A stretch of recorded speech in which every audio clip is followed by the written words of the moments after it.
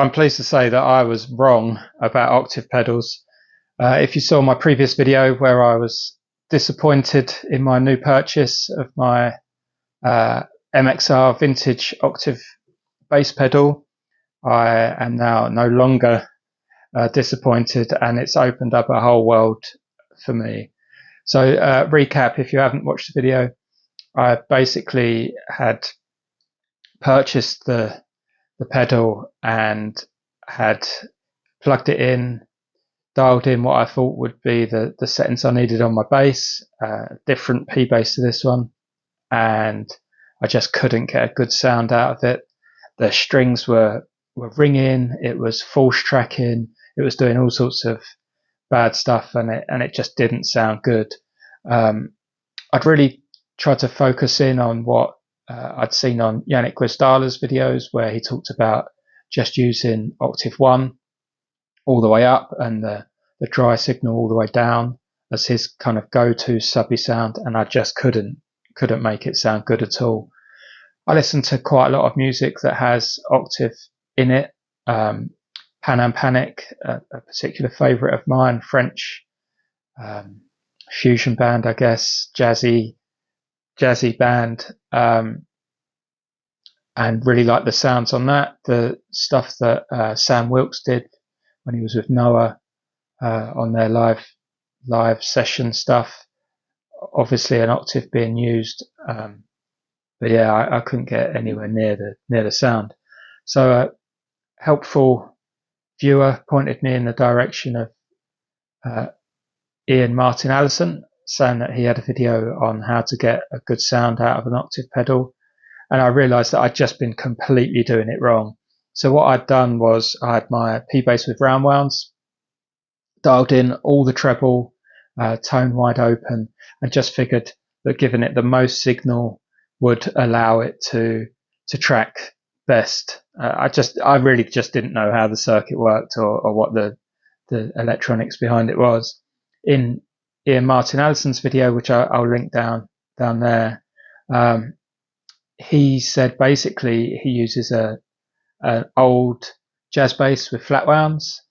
It gives the most strongest fundamental note, and with hindsight that makes the most sense. You need to give it the minimum amount of information it needs, just a pure note, track this, don't do anything else. Ian talked about playing like higher up towards the neck to kind of get that just plummy sound with the tone rolled all the way off, and it worked really well. I got that subby sound, and it did what it needed to do. However, that just wasn't the sound I was looking for. I spent hours and hours playing with it, and it was kind of okay. It sounded kind of worse than me playing synth bass.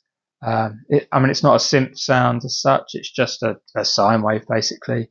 But I played around a little bit more, dialed in different settings, and eventually ended up with what you heard in the intro, which is octave 1 all the way up, octave 2 halfway at 12 o'clock, and the dry signal at 12 o'clock. And it gives this kind of I don't know. It's obviously like a synth sound. And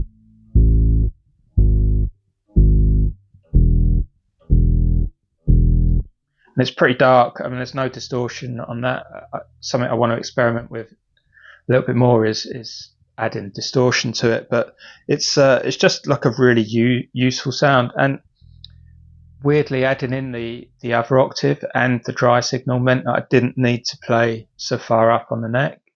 So far up towards the neck, I could be a little bit freer and just kind of just play around.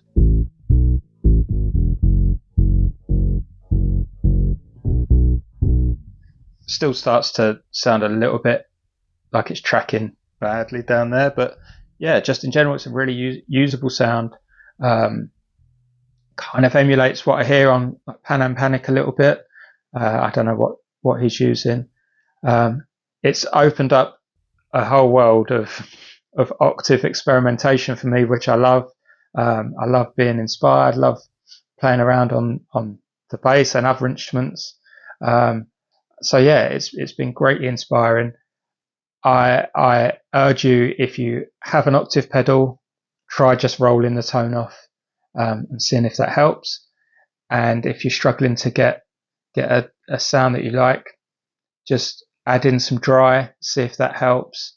But yeah, it's awesome.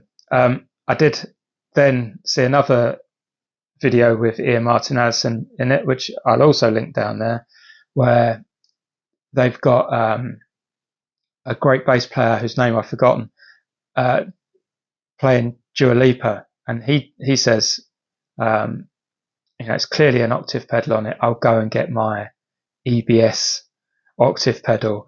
And as soon as I heard him playing that, I was like, wow, that's the sound I want as well. So I'm going to buy one of those. I'm going to do a bit of a shootout between that and the MXR and see which is best. But for now, very happy with my sound. Going to use it to write all sorts of cool new music. So hopefully this has helped. If you've been struggling, check out Ian Martin Allison's video, which will go into much more in depth on how he gets a good sound. And I'll see you in the next one.